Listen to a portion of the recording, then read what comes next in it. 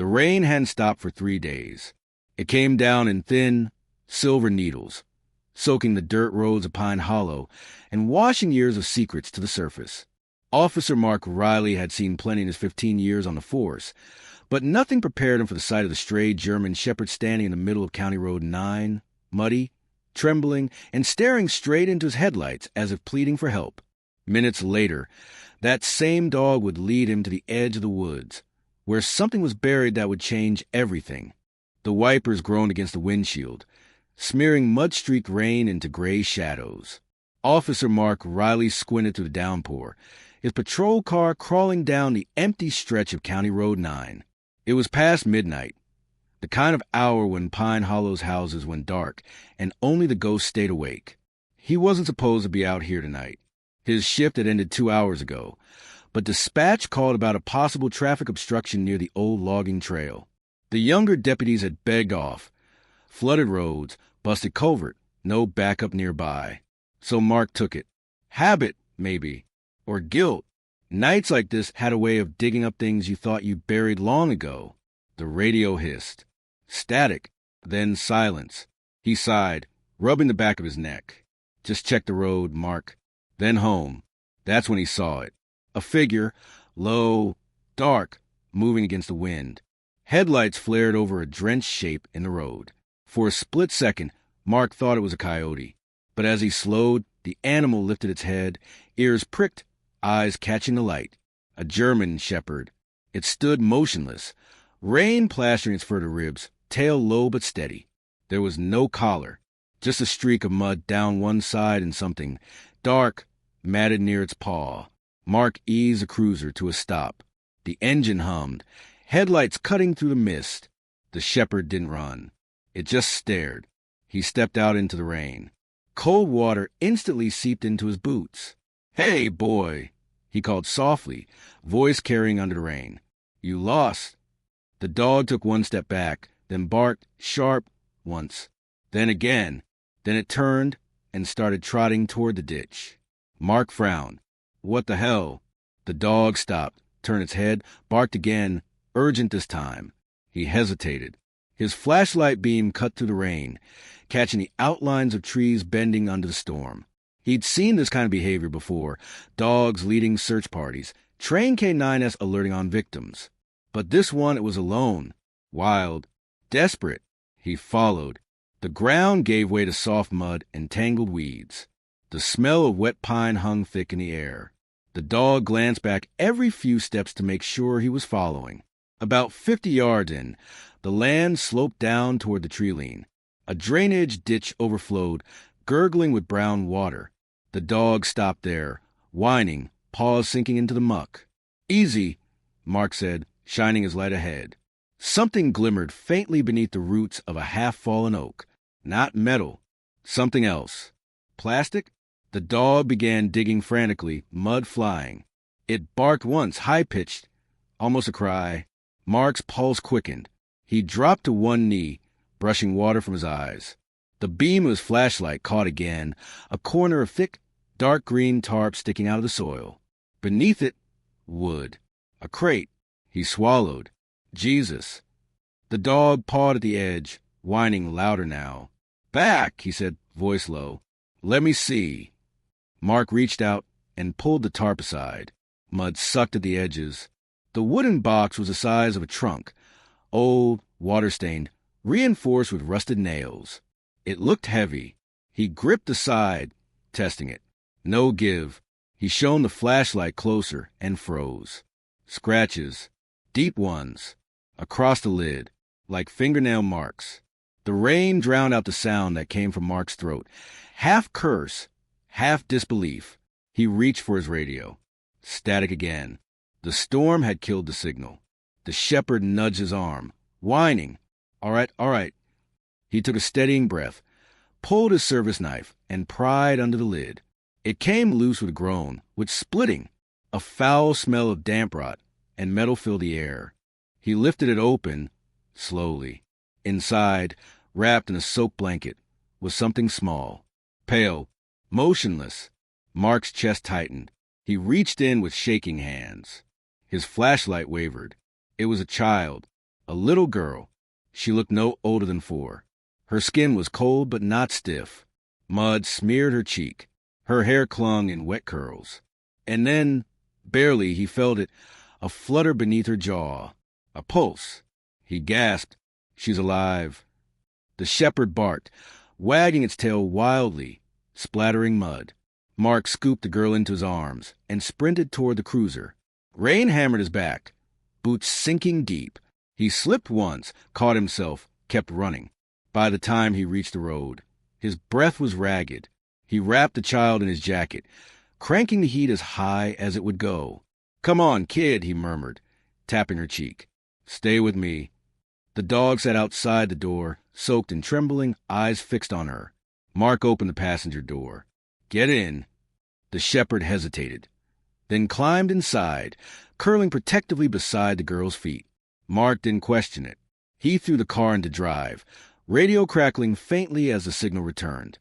"This is Officer Riley. I need EMS on County Road 9, near the old Miller Trail." He barked into Mike. "I've got a child, female, approximately 4, found unconscious, possibly hypothermic, but alive." Static. Then, "Copy that, Riley." "Repeat, alive?"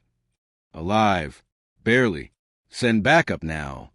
He slammed the mic back into place and kept driving. The storm blurred everything into streaks of gray and white. The girl stirred faintly in the seat, a sound, almost a whimper. Mark glanced at her. "You're okay, sweetheart. You're going to be okay." 20 minutes later, the ambulance lights flashed through the rain like distant stars. Paramedics rushed her inside, wrapping her in thermal blankets, oxygen mask already in place. Mark stood there, soaked, watching. The shepherd refused to leave her side until one of the medics gently coaxed it away. "Lucky you found her," one EMT said, shaking his head. "Another hour in that cold." Mark nodded, unable to speak. He looked down at the dog. Its fur was caked with mud, paws raw. A scar ran along its shoulder, old but deep. "Where'd you come from, huh?" he murmured. The shepherd just stared at him, those eyes, intelligent, almost human. At the Pine Hollow Sheriff Station later that morning, the storm had passed, leaving the world washed and raw. The little girl was stable at St. Mary's Hospital, still unconscious, no ID, no missing persons matching her. Mark sat at his desk, a steaming mug of coffee untouched beside him. His uniform was half dry, his hair still damp. Sheriff Carter leaned on the doorway. "Hell of a night, Riley." "Yeah. You get any word on that dog?" Mark shook his head. "Animal control's holding him for now. He keeps pacing. Won't eat." Carter grunted. "Maybe belonged to the kid's family. Or whoever put her out there." Mark's jaw tightened. "You think someone meant for her to die?" Carter's silence was answer enough. "We'll find out," the sheriff said finally. "But for now, good work. You probably saved her life." Mark didn't feel like it. He couldn't shake the image of that crate, the scratches, the faint smell of decay. Whoever had done it hadn't buried her deep, just enough to hide her from sight, like they'd changed their mind halfway through. He glanced at the clock. 9:12 a.m. The dog would be awake by now. The holding pen behind the station was quiet except for the low hum of fluorescent lights. Mark stepped inside. The shepherd lay on the floor, head on its paws, eyes half closed. When he entered, the dog lifted its head instantly, alert, watching. "Hey there," Mark said softly, crouching. "Remember me?" The tail wagged once. He slid his fingers through the chain link, palm open. The dog pressed its nose to his hand. Warm breath. Trusting. "You did good out there," he whispered. "Real good." He didn't notice Carter standing behind him until the sheriff cleared his throat. "You getting attached already?" Mark smirked faintly. "Maybe." Carter crossed his arms. "Animal control says no chip, no tags.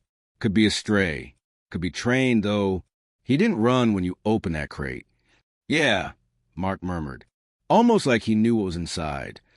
Carter's expression hardened. "Or who?" That lingered. That evening, Mark stopped by St. Mary's. The little girl was still unconscious, but stable.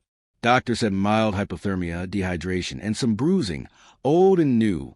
Nothing fatal. No signs of sexual assault. Just neglect. He stood by her bedside, arms folded. Her face was peaceful now. The faint beeping of machines filled the silence. A nurse entered quietly. "You're Officer Riley?" He nodded. She murmured something in her sleep earlier. The nurse said softly, "We think it was a name." "What name?" "Rex." Mark froze. The dog. That night, sleep didn't come easy. The storm was gone, but its echo lingered in the gutters, the trees, his head. Mark dreamed of the crate, of dirt falling over wood, of small hands scratching in the dark. He woke before dawn, heart pounding. By the time the sun burned through the mist, he was already at the station. Carter hadn't arrived yet. Mark walked straight to the holding pen. The gate was open. The dog was gone. He searched the lot, the road, the tree line behind the station. Nothing. No tracks. No barking. Just silence. When Carter finally showed up, coffee in hand, Mark told him, "Damn thing must have slipped out when maintenance came by." Carter muttered, "You really think he'll come back?" Mark stared down the empty road, where the fog was thickest. "Yeah," he said quietly. "If there's something left unfinished, he'll come back. If you're drawn to stories that reveal the quiet, human moments behind the badge, the choices, the losses, the things we carry, you can follow this channel for more real, cinematic stories like this one. 2 days after the storm, Pine Hollow was still trying to dry itself out. The ditches overflowed, power lines sagged, and the air smelled like wet bark and diesel. In town, gossip spread faster than the floodwater. A little girl buried alive, found by a stray dog. Every diner, gas station, and church pew buzzed with half-truths and wild theories. Officer Mark, Riley tried to ignore the talk. But Pine Hollow was small. Nothing stayed quiet long. He sat across from Sheriff Carter in the station's small briefing room, the morning sunlight slanting through warped blinds. On the wall, a map of the county was marked with red pins. One of them, near the old Miller Trail, was circled twice. Carter dropped a folder on the table. Lab reports came in from the scene. Mark leaned forward. And the tarp was from a hardware store up in Covington. Bought last month. The crate? Homemade. No serial numbers, but the wood matches a shipment used for logging storage up near the mill. Mark frowned. You thinking someone local? Carter nodded slowly. Has to be. Someone who knew those trails. And the girl, still no match in any missing persons database. The hospital says she's awake now, though. Might get some answers. Mark exhaled through his nose. Finally, Carter watched him for a moment. You sure you're all right taking this one, Riley? You've been running on fumes since that night. I'm fine. Carter raised an eyebrow. You don't look fine. Mark gave a humorless smile. You never do when something like this sticks under your skin. Carter didn't argue. He just nodded toward the door. Go see her, and take it slow. St. Mary's Hospital sat on a hill overlooking the town, a squat, weathered building that smelled of antiseptic and old paint. The pediatric wing was quiet when Mark arrived. A nurse led him into a small room filled with pale morning light. The little girl sat propped up against her pillow, small hands clutching a stuffed bear someone had brought.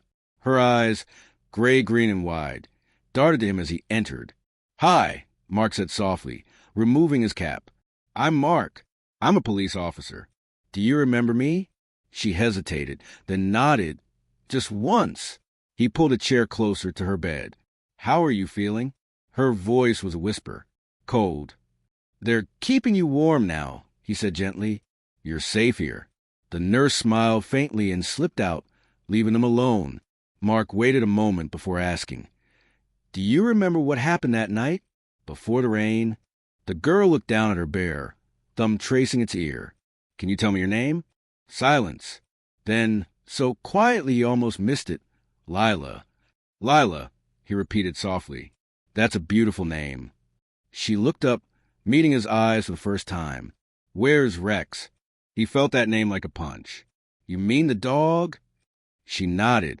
He's my friend. He's safe, Mark lied gently. He helped me find you. Lila smiled faintly, the first hint of light on her face. He always helps. Mark took out his notebook. Can you tell me about Rex? where he came from. She frowned. Thinking hard, Daddy brought him home. Said he was a good guard dog. But then, Daddy got mad. He hurt Mommy. Her small hands tightened around the bear. Rex barked a lot. Daddy said bad dogs go away.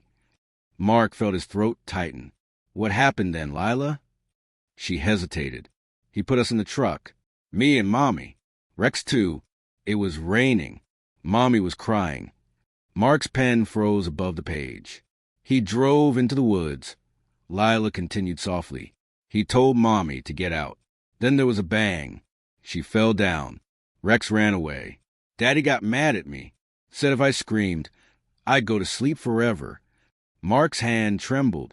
And then he put me in a box. Her voice broke. I couldn't breathe. A chill ran through the room. Even the monitors seemed to pause. Lila's eyes filled with tears. But Rex came back. I heard him digging. He barked and barked until you came. Mark swallowed hard, heart pounding. He wanted to comfort her, to tell her it was over. But he couldn't yet, not while her father was still out there. He stood slowly. You did really good, Lila. Thank you for telling me. We're going to keep you safe. Okay? I promise. She nodded. Can Rex come back? Mark hesitated. I'll find him. Her lips curved into a trembling smile. He always comes back. Back at the station, Mark found Carter staring at a corkboard filled with photos. The crate, the muddy trail, the girl's footprints, and a blurry photo of the dog. She talked, Mark said quietly. Carter turned. To you? She said her name's Lila. Father killed the mother, buried the kid alive. Carter's jaw set hard. Jesus. She mentioned the father owned a German shepherd before. Said he called it Rex. Carter pulled a folder off the board. Rex, huh? We've had a few domestic calls up that side of town. Let me check something. He flipped through old reports. Here, Jacob Miles, logging worker. Wife filed a complaint last winter. Dropped it a week later. Mark's pulse quickened. Address? County Road 11 near the sawmill. You want me to send backup? I'll take Jenkins with me, just in case. Carter studied him. Be careful, Riley. If he's the kind of man who buries his own kid, he's got nothing left to lose. Mark nodded once. Understood. By late afternoon, the sky had turned a deep bruised gray again. The air smelled of rain. More on the way. Mark and Deputy Jenkins parked half a mile from the old Miles property. The house sat at the edge of the forest. Sagging porch, peeling paint, a rusted truck out front. No smoke from the chimney. No sign of life. Mark motioned silently. They moved in opposite directions. Mark circling toward the back. Jenkins covering the front. The grass was tall, unkempt. Every step squished with water. At the back door, Mark paused. Something scratched faintly behind it, claws against wood. He raised his weapon. Heart steady now, instincts taking over. Slowly, he pushed the door open. Rex stood there, muddy, lean, panting, eyes wild with recognition. The dog barked once, then turned toward the hallway, tail stiff. Show me, Mark whispered. The shepherd led him through the kitchen, dishes rotting in the sink, a chair overturned. Into the hall. A smell hit him there, sour, metallic, unmistakable. Blood. Jenkins' voice crackled faintly over the radio. Front doors locked. You inside? Yeah, Mark whispered. And I've got company. Rex barked again, low this time, then padded toward the cellar door. Mark followed. The handle was sticky with mud. He pulled it open, the hinges screaming in protest. The smell intensified. He descended slowly, flashlight sweeping across the dirt floor. Empty jars, tools, and in the corner, a tarp-covered shape. He approached, weapon raised. The tarp moved. Hands where I can see them. Mark shouted. Silence. Then a cough. A low groan. Mark ripped the tarp back and froze. It wasn't Jacob Miles. It was a woman, barely conscious, wrist-bound, face bruised and swollen. Rex whined softly, licking her hand. Mark dropped to one knee, cutting the ropes with his knife. Ma'am, it's okay, you're safe. You hear me? She blinked weakly, lips moving. Lila, she's alive, Mark said quickly. She's safe. Tears slid from her eyes. He said he'd kill her. Where's Jacob? Her eyes darted toward the far wall, toward a trapdoor half hidden behind stacked crates. Mark motioned Rex back, crouched low, and lifted it open. Cold air poured out. A tunnel. Hand dug. Jenkins, he hissed into the radio. He's got an escape route. Send backup now. Copy that, en route. Mark grabbed his flashlight and crawled into the dark. The tunnel was narrow, roots snaking through the dirt. He moved fast, pulse hammering, until faint light flickered ahead. An opening. He emerged behind the tree line near the creek, and saw him. Jacob Miles, broad-shouldered, muddy boots, shotgun slung low. The man turned at the sound of movement. His eyes were wild, hollow. You shouldn't have come here, officer. Put it down, Jacob, Mark said steadily. Your wife's alive. Your daughter's alive. Don't make this worse. Jacob's mouth twisted. Alive? You think that's living? You don't know what she's done.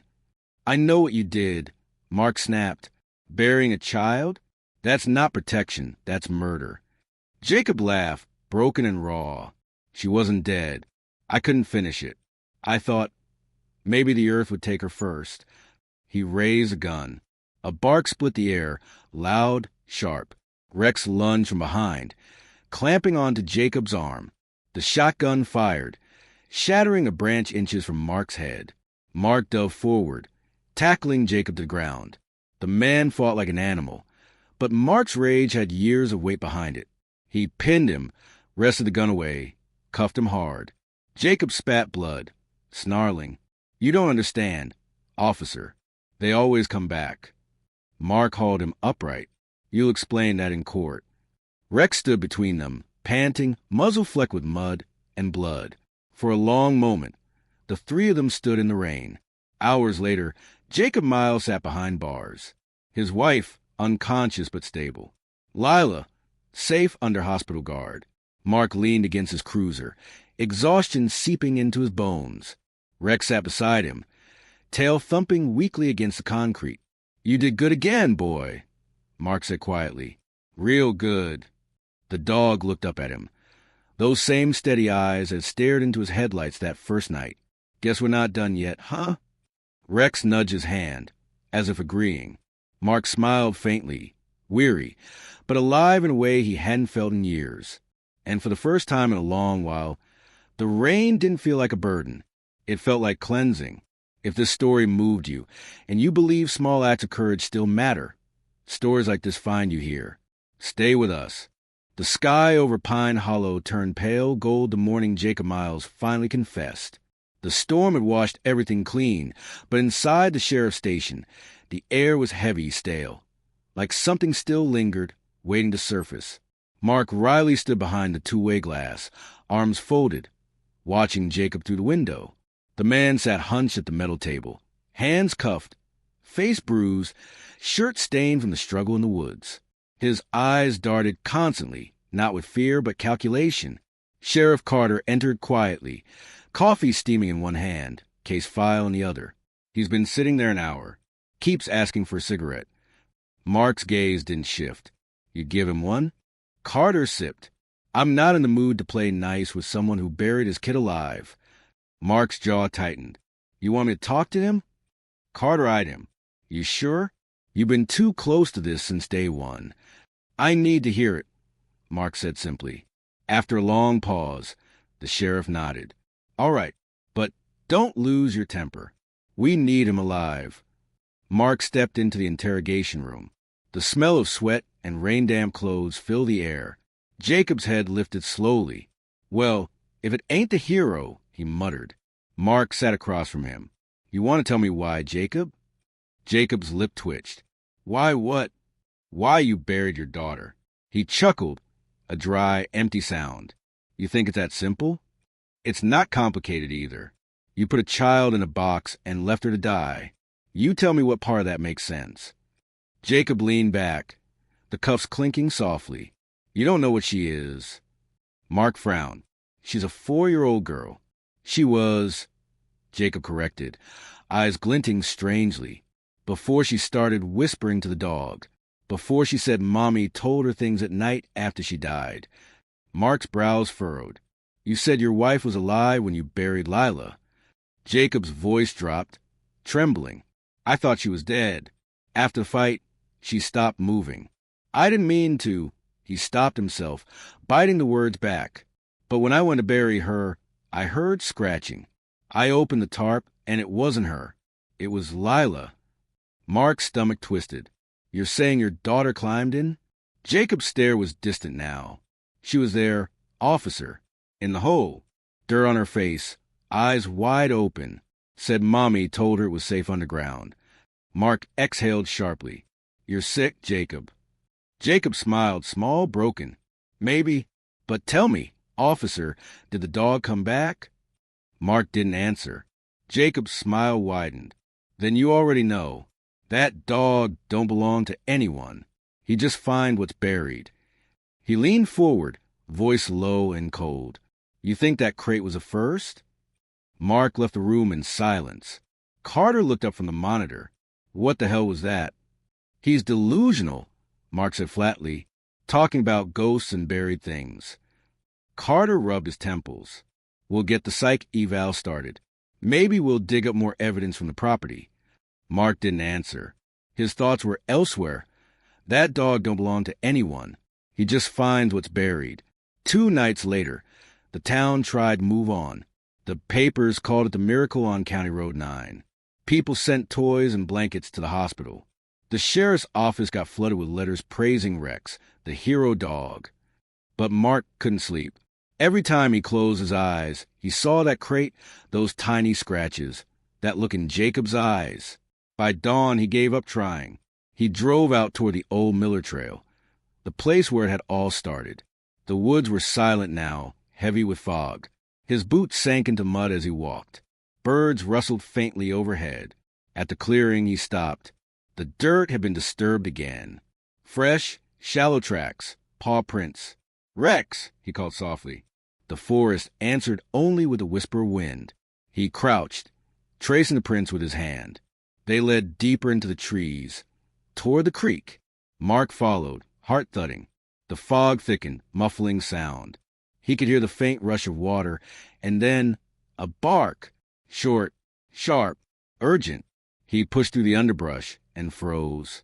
There, half hidden in the roots of a fallen tree, was another mound of disturbed soil. A small wooden edge jutted out. Another crate. He stood there for a long moment. Rain beginning to fall again, light, cold, insistent.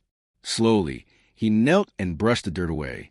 The crate was smaller than the first, older.